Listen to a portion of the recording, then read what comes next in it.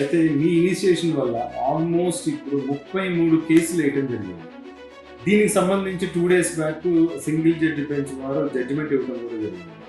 అయితే దీనికి సంబంధించి ఒక క్లియర్ కట్ జడ్జిమెంట్కి సంబంధించి అసలు జడ్జి గారు ఏ ఏ విషయాల గురించి ప్రస్తావించారు? జస్టిస్ నామవరపు రాజేశ్వరరావు గారి బెంచ్ రావడమే స్టూడెంట్స్కి ఇక్కడ పెద్ద వరం, ఒక గిఫ్ట్ అని చెప్పుకోవాలన్నమాట. ఆయన చాలా ఓపిక్గా, చాలా పేషెన్స్తో ఈవెన్ నైట్ 8 దాకా అయినా ఎవరు ఆర్గ్యుమెంట్ చేసినా విన్నారు. ఎవరికి వాళ్ళే టైం ఇచ్చేవారు. ఎంత టైం పట్టినా పర్వాలేదు, నాకు ఎవిడెన్స్ ఇవ్వండి అని టీజీపీఎస్ ప్యానల్ లాయర్స్ని అడిగేవారు. వాళ్ళు చెప్పలేని పరిస్థితి ఉండేదన్నమాట. ఈ జడ్జిమెంట్ అరౌండ్ 222 పేజెస్, ఒక పెద్ద జడ్జిమెంట్, మాన్యుమెంటల్ రిపోర్ట్ అంటాను నేనైతే. It's a big monumental report అండి. ఇండియాలో ఇందిరాగాంధీ 1970 అలాంటి ఏ గ్రేట్ కేసులు, కేశవానంద భారతి కేసులు లాంటిది అనమాట. ఎందుకంటే తెలంగాణ అనేది ఒక ఉద్యమాల పురిటిగడ్డ అంటాం. It's a big ground for the struggles అంటాం.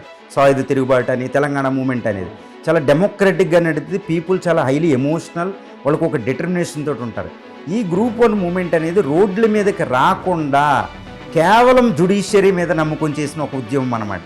జస్టిస్ నామవరపు రాజేశ్వరరావు గారు ఈ 9th తీసుకున్న ఈ సెప్టెంబర్ 9th డేట్ ఏంటంటే కాళోజీ తెలుగు భాషా దినోత్సవాన్ని పురస్కరించుకుని ఆయన రిపోర్ట్ చేశారండి. Very beautiful. ఆయన ఇంటెన్షన్ ఈజ్ వెరీ క్లియర్ అండి, to do justice to the students, అంతే.